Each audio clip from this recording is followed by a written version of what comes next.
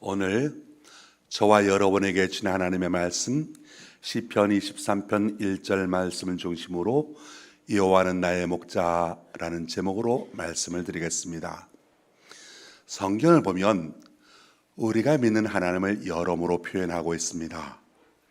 하나님을 왕으로 표현하기도 합니다. 하나님은 왕이시고 우리는 그의 백성이라 그렇게 말씀하시죠. 하나님을 왕으로 묘사할 때는 다스리고 통치하시는 하나님의 능력, 하나님의 주권을 위주로 해서 말씀하시는 겁니다. 또 성경에 보면 하나님을 농부라고 표현하기도 합니다. 예수님께서 하신 말씀 가운데 보면 나는 포도나무요 너희는 가지고 아버지는 농부라 그렇게 말씀하십니다. 우리가 잘 아는 대로 기독교가 아닌 다른 종교에서 자신들이 믿는 신을 가리켜서 농부라고 표현하는 경우는 없습니다. 왜냐하면 농부라 하면 그 당시 그렇게 존경받는 직업은 아니었기 때문입니다. 어떤 면에서 천의 여김을 받는 대상이 되기도 했지요.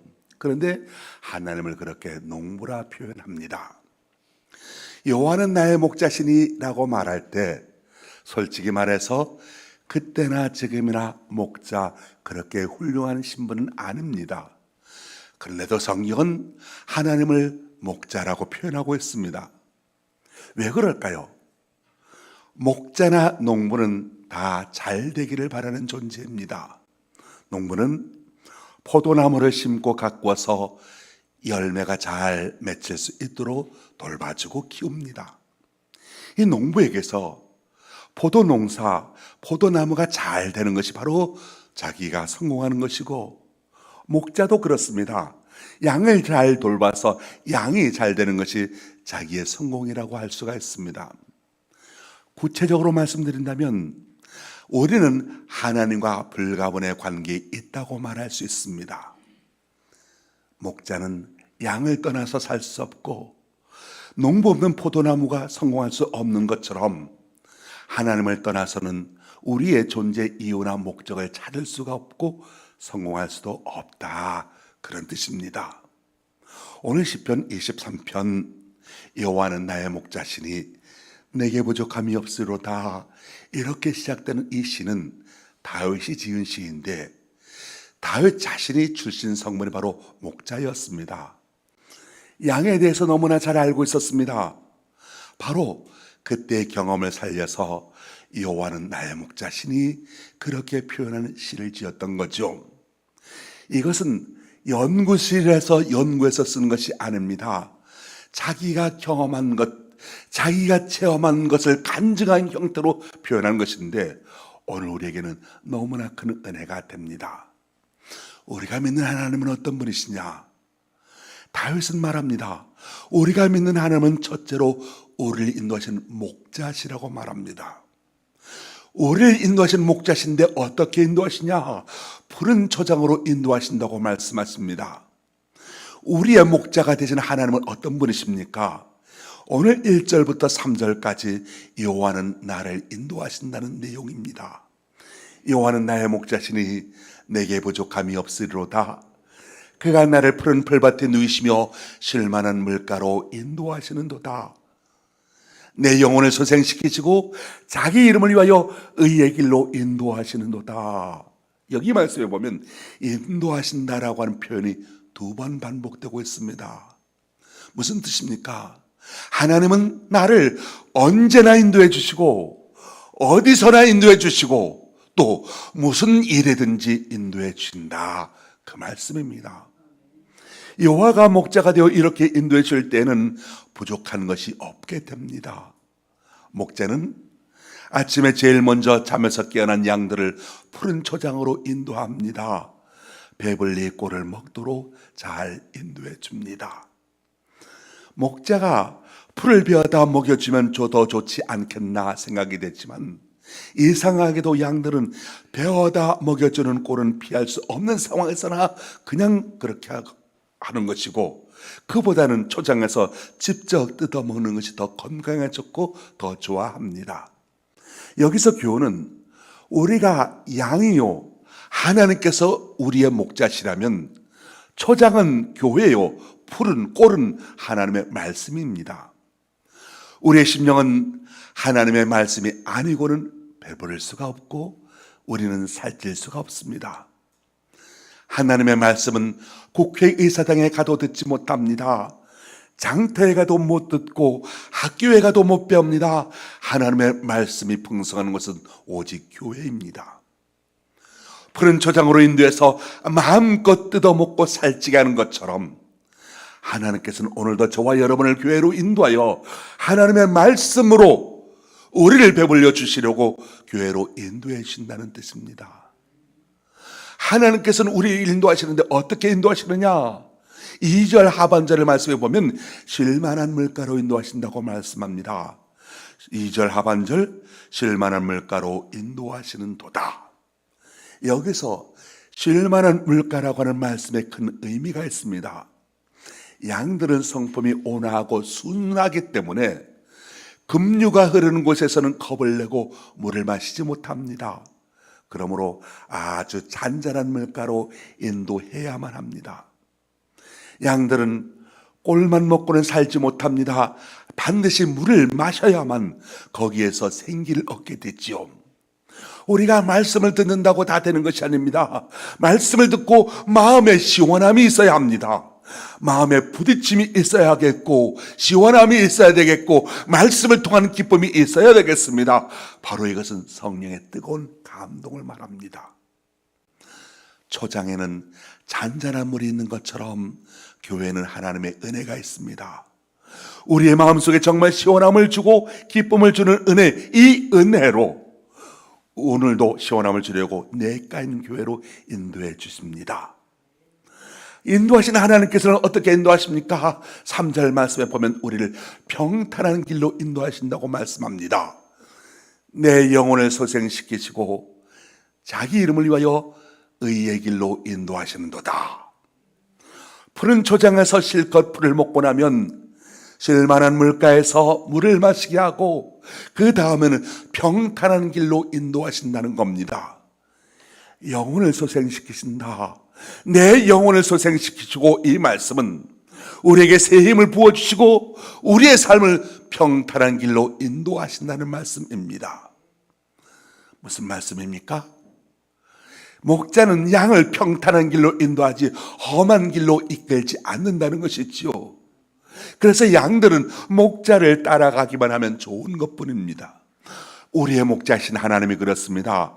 사랑하는 성도 여러분, 하나님께서는 여러분을 평탄한 길로, 승리의 길로, 성공의 길로 인도하여 주십니다.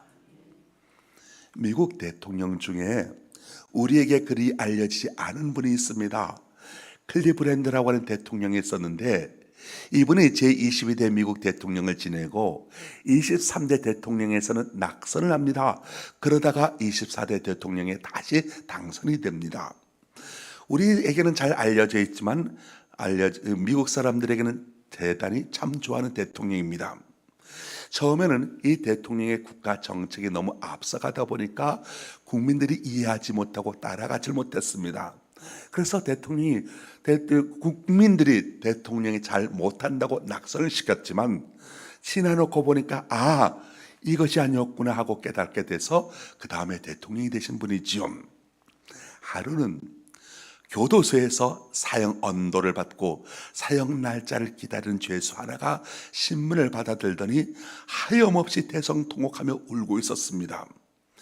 사형수는 독방에 혼자 있지 않습니까? 그때 간수가 와서 왜 그렇게 우느냐고 물었습니다. 신문을 보여줍니다. 신문에는 대통령 취임 사진이 크게 나고 이야기가 실려 있습니다. 그러면서 하는 말이 오늘 취임하는 대통령이 자기와 대학교 단짝 친구로서 같이 술을 무척 많이 마셨다는 겁니다. 근데 지금 저 사람은 대통령이 되고 자기는 지금 사형수가 되어 있다는 것이지요.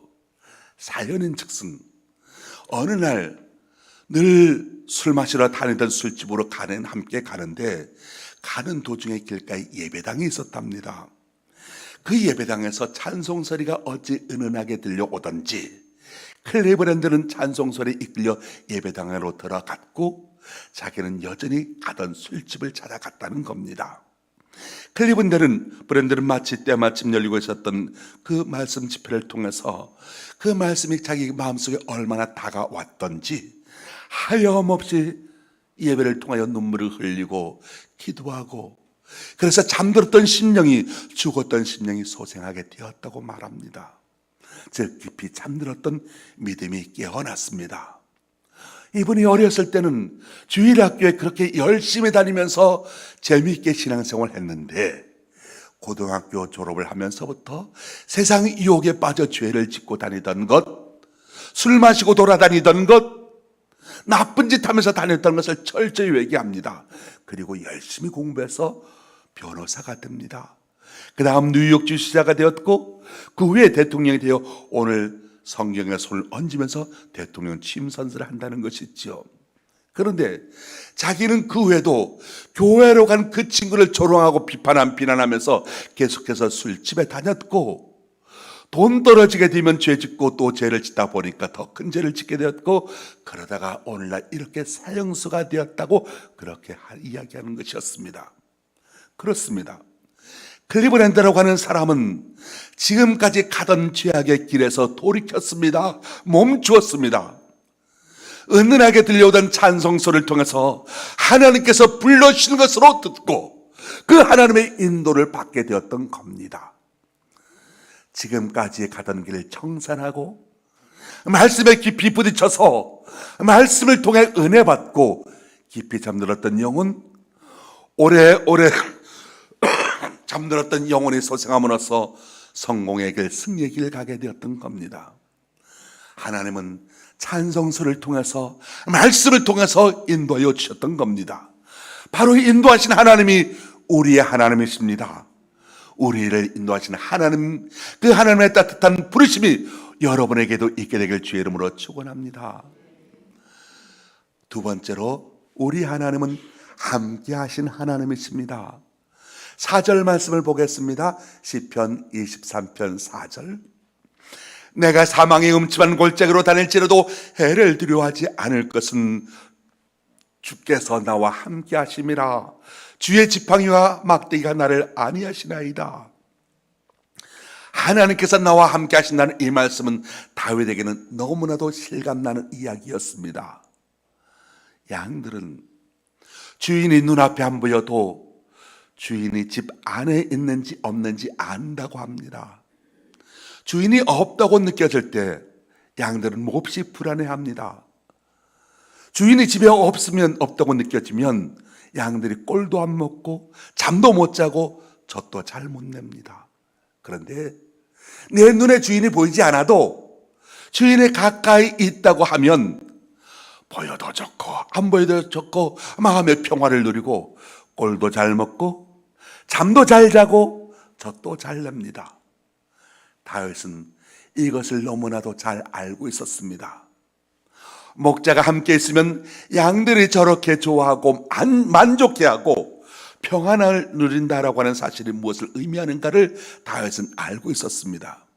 그래서 내가 양이라면 하나님은 나의 목자이신데 비록 내가 사망의 음침한 골짜기를 갈지라도 나는 두렵지 않다고 다윗은 고백하고 있는 겁니다.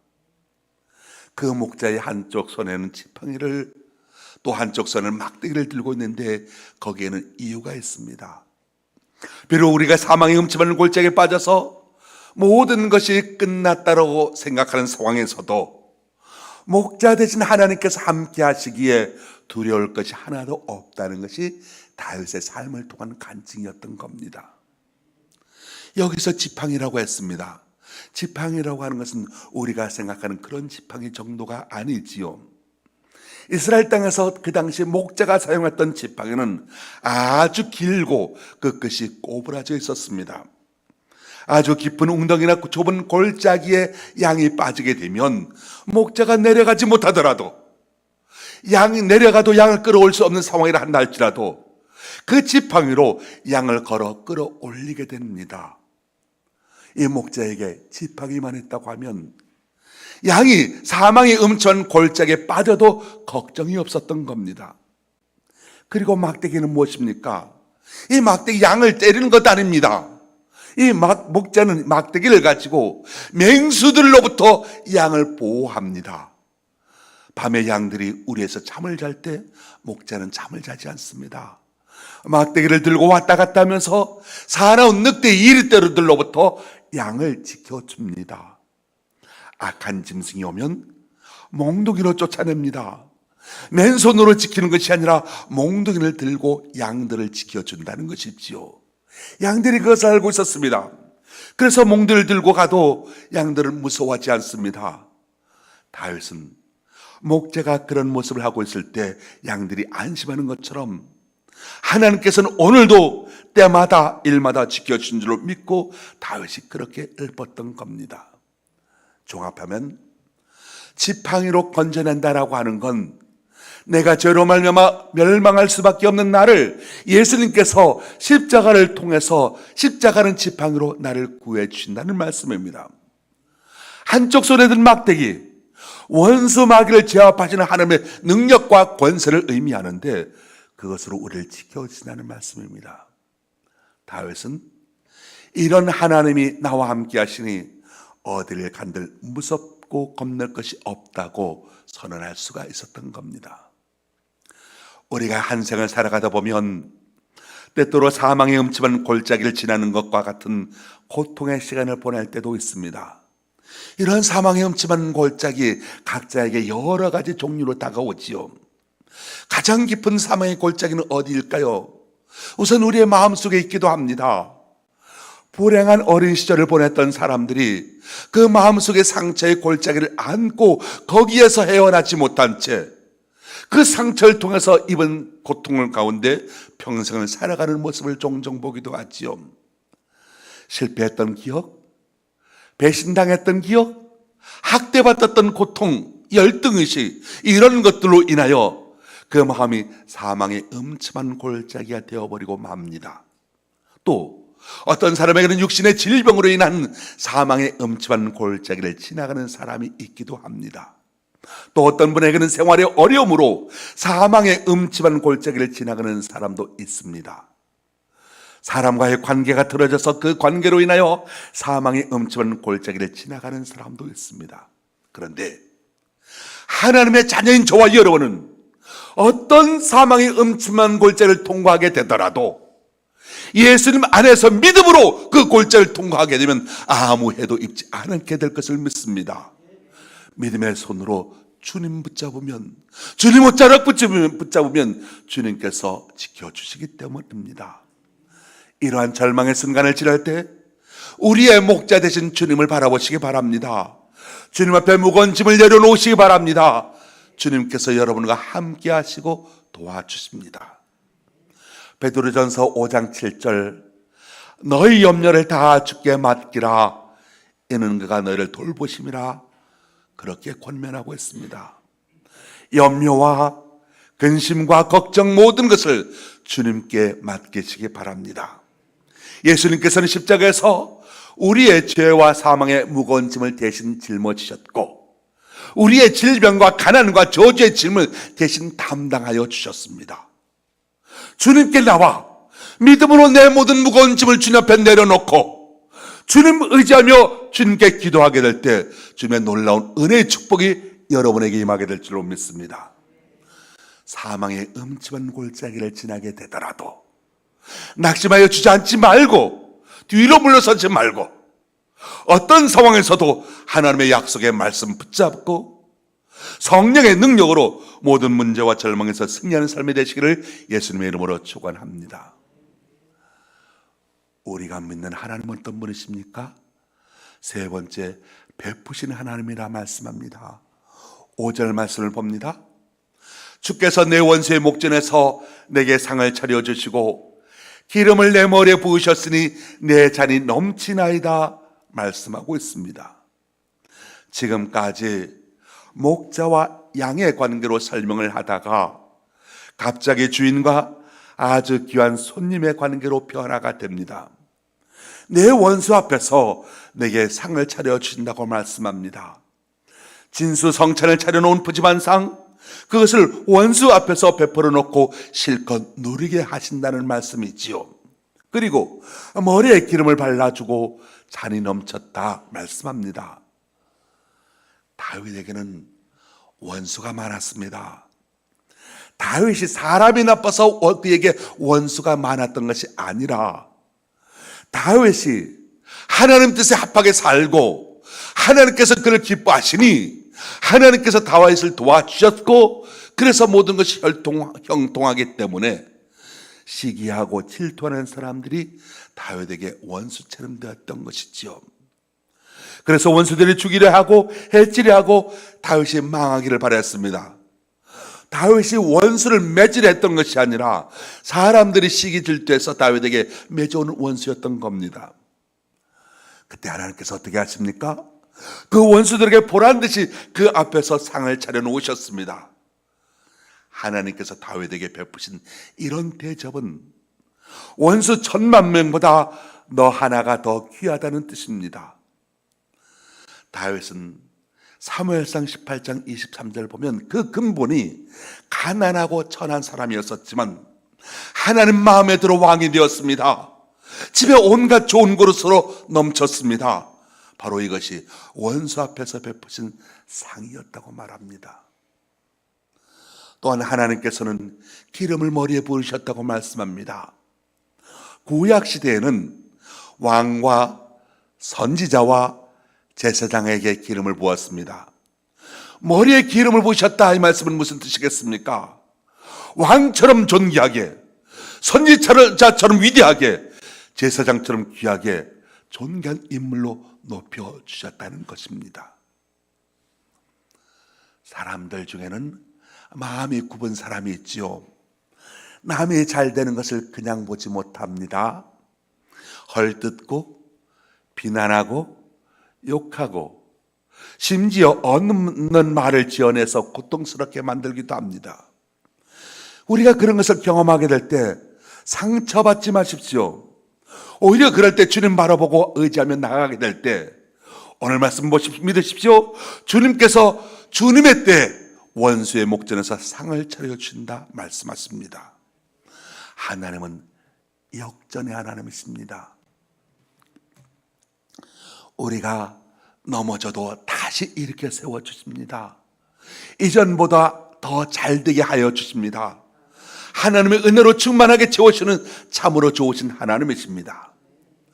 고린도후서 4장 8절로 9절 우리가 사방으로 우겨쌈을 당하여도 쌓이지 아니하며 답답한 일을 당하여도 낙심하지 아니하며 박해를 받아도 버림받지 아니하며 거꾸로 때림을 당하여도 망하지 아니하고라고 말씀하고 있습니다. 하나님께서는 여러분이 10번 넘어진다는 날짜라도 11번째 다시 일으켜주신 분이십니다. 여러분이 100번 넘어져도 101번째 다시 세워주십니다. 결국 하나님께서는 저와 여러분에게 축복과 은혜와 승리를 선물로 주십니다. 그래서 우리로 하여금 주위에 가난하고 소외되고 병들고 문제 있는 사람들에게 예수님의 사랑과 은혜와 기쁨을 나누어 줄 것이 있게 하고 그들을 격려하고 위로하고 용서하는 우리의 삶에 되도록 만들어 주십니다. 사랑하는 성도 여러분, 한 번뿐인 인생인데 하나님의 사랑을 받은 자로서 또한 그렇게 베풀며 살아갈 수 있는 여러분 되시길 바랍니다. 사랑을 베푸십시오. 용서를 베푸십시오. 은혜를 베푸십시오. 오늘 우리는 하나님께 사랑받고 용서받고 은혜 받아서 여기까지 와 있습니다. 혼자 엉켜지고 내가 받은 축복이 내 것이라고 생각하며 나눠주지 않는 것은 하나님의 은혜가 거기서 멈춰버립니다. 그러나 우리가 베풀면 우리의 잔이 넘치나이다. 여러분의 잔이 더욱 넘치도록 부어주시고 또 부어주시는 하나님이십니다. 베푸신 하나님은 둘째로 사랑을 베푸신다고 말씀합니다. 6절 말씀 보십시오. 나의 평생의 설하심과 인자하심이 정녕 나를 따르리니 이 말씀을 바꿔 말하면 그림자처럼 사랑이 내들 항상 따라오더라는 것이지요. 하나님의 사랑이 나를 항상 따라오더라. 하나님께서 그렇게 사랑을 베풀어 주신다는 것입니다. 유대인 전설에, 성경에는 없으나 유대인 전설에 이런 이야기가 전해져 내려옵니다. 아브라함이 저녁을 먹고 서늘할 때 문 밖에 서 있었습니다. 손님 한 사람이 지나갑니다. 이 아브라함은 손님 대접을 잘하는 사람인지라 자기 집으로 들어오라고 영접을 하고 발을 씻겨주고 아내에게 좋은 음식을 차리도록 시켜놓고 손님과 재미있게 이야기합니다. 그 손님과 이런저런 이야기를 하다가 내가 믿는 하나님 참 좋으신 분이시라고 아브라함이 자꾸 자랑을 합니다. 그러면서 내가 믿는 하나님 좋으신 하나님이시니 당신도 한번 믿어보시라고 그렇게 권면합니다. 그때 그 사람이 먹던 숟가락을 딱 내려놓더니 밥맛 없다고 하면서 하나님이 어디느냐, 하나님이 있으면 어디 보여달라는 것입니다.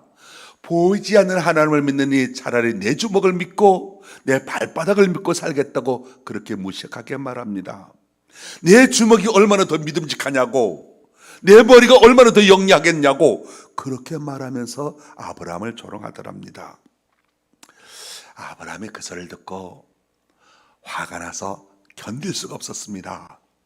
차라리 나를 욕하는 건 괜찮은데 내가 믿는 하나님을 자기 발바닥만도 못하다고, 자기 주먹만도 못하다고 하니까 이 아브라함이 그 하룻밤 잘 대접하고 보내려다가 오히려 야단을 치고 쫓아보냅니다.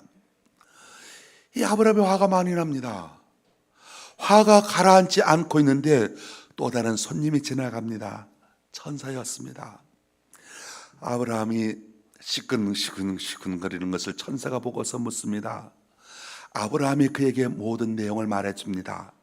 그때 천사가 하는 말, 아브라함아, 하나님은 저런 꼴을 보고도 50년을 참으셨다 그렇게 하더랍니다.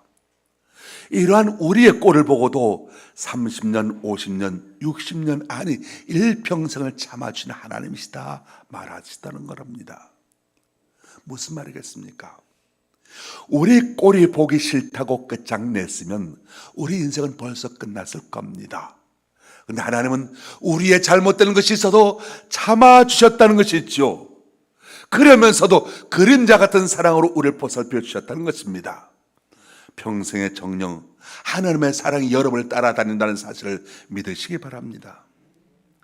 또한 하나님은 안식을 베풀어 주십니다. 6절 하반절, 내가 여호와의 집에 영원히 거하리로다. 영원히 거한다라고 하는 말은 사실은 천국을 의미한다고 보아도 좋습니다. 영원한 안식이 있죠. 영원한 안식은 어디서부터 출발하느냐? 주일에서부터 출발합니다. 주일에 나와 하나님 집에서 하나님과 깊은 인격적인 관계를 맺게 될 때, 바로 우리가 주일 신자로서의 신분을 다 지킬 때 우리를 영원한 안식의 평화의 나라로 인도하신다는 것이지요. 우리가 하나님을 이론적으로 배우려 하지 말아야 합니다. 가정에서도 아버지를 연구하는 사람은 없습니다. 아버지를 만나는 것이지 아버지는 어떤 사람인가 학문적으로 연구하지 않는 것처럼 우리가 하나님과 인격적인 만남이 없다면 그것은 하나님께서 원하시는 바가 아닙니다. 하나님과 인격적인 만남이 있을 때 정상적인 관계가 이루어지게 됩니다. 바로 이것이 비로소 아는 것이고 정이 두터워지는 것이고 그럴 때 친교가 이루어집니다. 그리고 이런 관계가 지속되어질 때 우리가 주일에 하나님을 예배하고 하나님의 말씀을 듣고 만나고 하나님과 인격적인 교제를 나누어지게 될 때 그리고 그것이 이어져서 영원한 하늘나라의 주인공이 되어 간다는 것이죠. 하나님의 영접을 받게 될 것이고 하나님의 영광에 동참하게 된다는 말씀입니다. 하나님을 이론적으로 배우려 하지 마십시오. 영원한 안식은 바로 하나님의 집인 교회에서 하나님과 인격적인 만남이 이루어진다는 데서 시작하는 것을 알아야 합니다. 성도들의 진정한 휴식은 육체의 향락에 있지 않냐합니다. 하나님의 말씀대로 주일을 거룩하게 지키고 예배하고 봉사하며 또한 육체의 힘으로 휴식을 취하는 겁니다. 그러므로 진정한 이제 휴식, 쉼 중에 최고의 쉼은 주일 성수하는 것이지요. 이러한 휴식이 하나님께로부터 지음받은 피조물다운 휴식이 됩니다. 사람이 육체의 휴식을 취해야 됨이 마땅한 것이지만 육체가 쉰다고 휴식이 되는 것은 아닙니다. 공휴일이 되었다고 하루 종일 잠만 자보십시오. 이것도 허무한 것이 되고 맙니다. 누가복음 21장 37절 말씀 보면 예수께서 낮에는 성전에서 가르치시고 밤에는 나가 감람원이라는 산에서 쉬시니 그렇게 기록하고 있습니다. 이 주님께서는 낮에는 열심히 일하셨고 밤에는 감람원이라고 하는 산으로 가서 거기에서 하나님의 말씀으로 위로받으며 하나님께 기도하셨습니다. 그리고 성경은 이것을 쉬셨다 그렇게 표현하고 있습니다. 세상 사람들은 육체적인 방탕함으로 휴식을 찾고자 합니다만 우리 성도들은 안식일을 거룩하게 지킴으로 영육 간의 쉼을 얻게 됩니다. 세상 사람들은 술 취함으로 마음의 쉼을 얻으려고 하지만 우리 예수 믿는 사람들은 내 인생의 모든 문제를 주님께 내어 맡김으로 마음의 쉼을 얻는 사람입니다. 옛날에 두 하인이 도끼로 장작을 패기 시작합니다. 김대감집 하인은 체격이 장사였고 이대감집 하인은 몸이 왜소했지만 꾀가 있는 하인이었습니다. 누가 더 많이 장작을 패느냐 시합을 시켰습니다. 김대감집 하인은 쉬지도 않고 장작을 팹니다. 그런데 이대감집 하인은 일하다 잠시 보이지 않습니다. 게으름 피우는 것 같이 보였습니다. 이것을 본 김대감집 사람들이 비웃었습니다. 그런데 결과는 이대감집의 하인이 더 많은 장작을 폈습니다. 이대감집 하인은 꾀를 피우고 게으른 것이 아니라 그 시간에 도끼에 날을 갈았던 겁니다. 그렇습니다. 성도들이 주일 지키는 건 도끼에 날을 가는 것과 마찬가지입니다. 주일날 교회 나가 예배드리며 예수님과 대화하는 묵상 시간을 가지며 말씀을 통한 깊은 감동과 확신을 갖는 것, 바로 영적으로 재무장하는 것이고 영적인 무기를 다듬는 것입니다. 이런 재무장, 재충전이 그 삶에 이어지게 될 때 험난한 세상에서 싸워 승리자가 될 수가 있는 겁니다. 평일의 삶에서 주일 성수 잘하는 데서부터 그것이 영원한 안식까지 이어진다는 사실을 기억해야 되겠습니다. 오늘 말씀 정리해서 말씀 결론으로 드립니다. 2026년 여러분의 삶이 하나님의 인도함을 받는 삶이 되시길 바랍니다. 하나님은 우리를 인도하시는 분이십니다. 어디로 인도하시느냐? 푸른 초장과 잔잔한 물가로, 그리고 의의 길로, 즉 평탄한 삶으로 인도하여 주십니다.